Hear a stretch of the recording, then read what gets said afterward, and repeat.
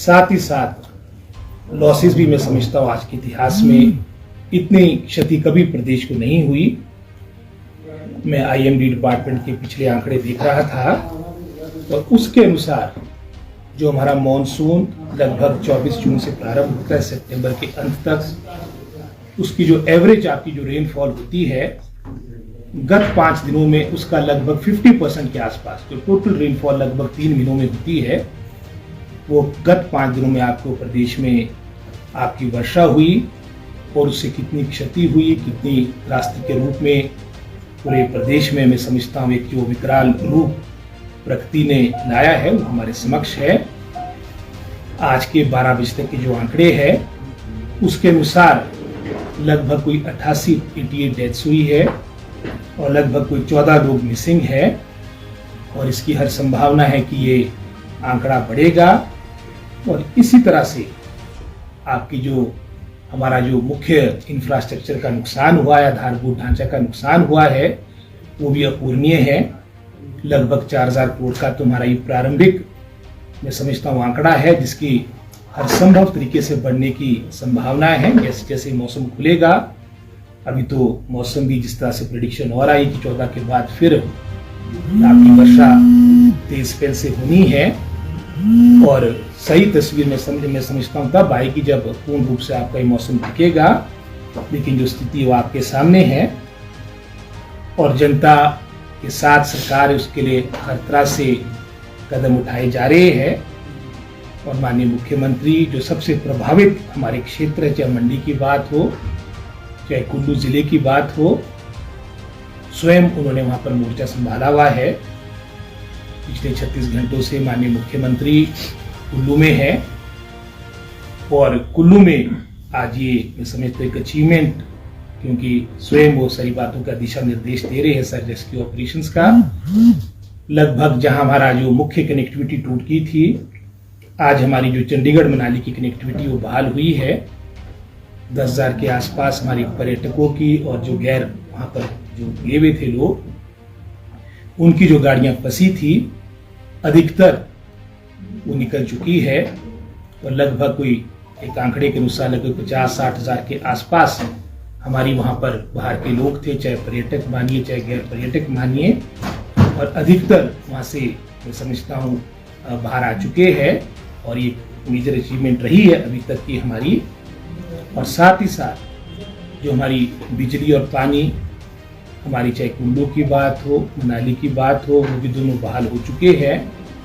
और जो सर्वाधिक मैं समझता हूँ सबका चिंता का विषय बना है वो चंद्रताल में जो हमारे टूरिस्ट स्ट्रैंडेड है उनको लेकर है। लगभग उनकी संख्या भी 250 के आसपास है और सबसे बड़ी जो रेस्क्यू में प्रॉब्लम वहाँ पर आ रही है वो एरिया कटा हुआ है। वहाँ भी माननीय मुख्यमंत्री ने उसका सारा एरियल सर्वे कर मैं समझता हूँ हमारे जो ऑनरेबल रेवेन्यू मिनिस्टर है जगत सिंह नेगी जी, क्योंकि वहाँ पर हेलीपैड ना होने के कारण, वहाँ पर लैंडिंग की समस्या होने के कारण वहाँ के रेस्क्यू ऑपरेशंस के लिए जगत सिंह नेगी जी की ड्यूटी लगा ली और ऑन फुट वो वहाँ पर निकल पड़े हैं। उनके साथ संजय अवस्थी जी भी है और भी मैं समझता हूँ जो मंत्रियों का सबको किसी न किसी रूप से उनके एक बहुत बड़ा राहत का काम और किस तरह से स्थिति सामान्य हो सरकार के समक्ष चुनौती है। माननीय मुख्यमंत्री जी ने हम सबको जिम्मेदारी दी और मेरी जिम्मेदारी जहाँ पर अपने जिला शिमला साथ लगते क्षेत्रों को देखने की और साथ ही साथ अपने एक समन्वय स्थापित करने की है। और अभी इसके उपरांत माननीय मुख्यमंत्री जहाँ कुल्लू जिले के उपरांत अभी थुनाग मंडी जाने का भी उनका कार्यक्रम है।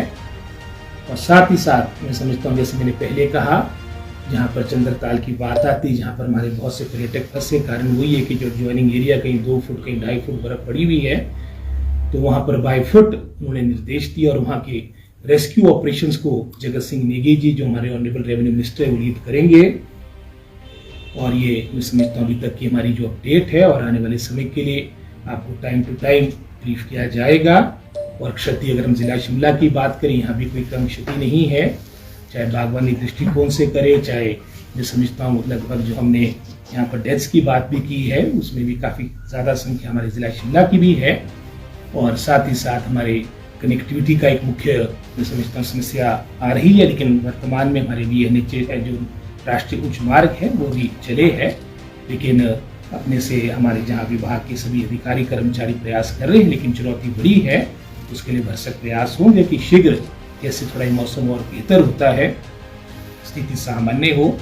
मेरी पुनः मध्य प्रदेश की प्रभु जनता जनार्दन से अपील भी है, क्योंकि स्थितियाँ आपके सामने काफ़ी विकराल है, उसमें जनता का सहयोग अत्यंत आवश्यक है। सरकार आपके साथ खड़ी है और साथ ही साथ जहाँ हमने, मैं समझता हूँ, जो ट्रैवलिंग कम से कम हो, क्योंकि वर्तमान में जो सड़कें खुली भी है अभी स्टेबल नहीं कह सकते, कहीं पर भी पत्थर के कारण, पेड़ गिरने के कारण कोई भी अप्रिय घटना हो सकती है। ट्रैवल आपकी मिनिमम हो, जब बहुत ही अनअवॉइडेबल हो तब जाकर मैं समझता हूँ इस सोचना चाहिए।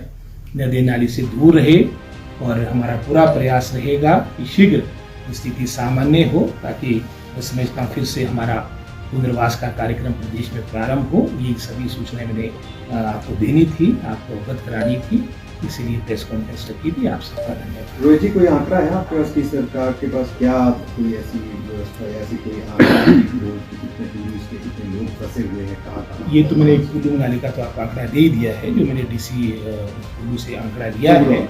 ओवरऑल भी जो सबसे बड़ी संख्या हमारी, वो जो चिंता का विषय है, जैसे मैंने कहा, वो चंद्रताल है, जहाँ पर आपकी लगभग 250 के आसपास संख्या थी। अब जैसे आपका कुल्लू मनाली हमारा कनेक्टिविटी प्रारंभ होगी तो अब कोई ऐसी समस्या रहेगी नहीं, लोग निकल जाएंगे।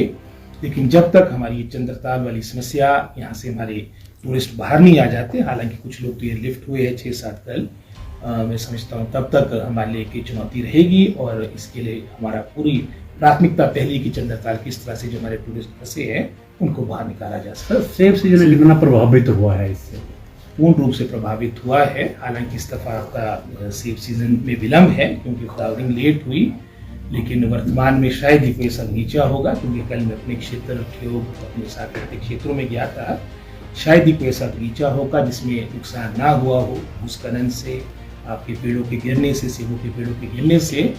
और साथ ही साथ कनेक्टिविटी जो बहुत ही महत्वपूर्ण है, क्योंकि सड़कों के बिना आप बागवानी की कल्पना नहीं कर सकते हैं। काफ़ी हमारा मुख्य जो 705 NH है वो क्षतिग्रस्त है, और अभी जो कई जगह डबल लेन की जगह सिंगल लेन है, आपके पुलों को भी क्षति पहुंची है। लेकिन हमारा पूरा प्रयास रहेगा, जैसे ही हमारे को थोड़ा मौसम बेहतर मिलता है हम इसको सामान्य करेंगे, और पूरा प्रयास रहेगा। जो माननीय मुख्यमंत्री की हमारी मीटिंग भी जूम मीटिंग हुई थी, जिसमें हमारा सारा, मैं समझता रोड मैप तैयार किया गया था, उसमें उन्होंने अपनी प्राथमिकता दर्शाई थी कि हमारी बागवानी भी एक महत्वपूर्ण प्राथमिकता है, और हमारा पूरा प्रयास रहेगा कि जैसे ही आपका सीजन प्रारंभ होगा आपकी अधिकतर सड़कें खोली जाए। सर, केंद्र सरकार ने आज SDRF के तहत 180 करोड़ रिलीज किए हैं, क्या आपको लगता है काफ़ी है ये, या अभी बहुत ही, मैं समझता हूँ नाकाफ़ी है। वैसे हमारी पहली इंस्टॉलमेंट थी, हमारे को मिलनी थी, लेकिन ये जो इंटेंसिटी को देखते हुए जो लॉसेस का मैग्नीट्यूड है वो आपके समक्ष है,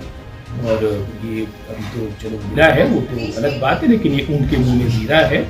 और मेरा पुनः केंद्र सरकार से अपील रहेगी कि ऐसे समय में, और विशेषकर मोदी जी भी अपने आप को हिमाचल से जोड़ते हैं, हमारे प्रभारी रहे, और हमारे जगत प्रकाश नड्डा जी तो हमारे जो राष्ट्रीय अध्यक्ष है, और उनका संबंधी हमारे प्रदेश में एक बहुत बड़ा रास्ते, एक बहुत बड़ा क्षति हिमाचल प्रदेश की, जिसका कोई भी विवरण इतिहास में नहीं रहा है।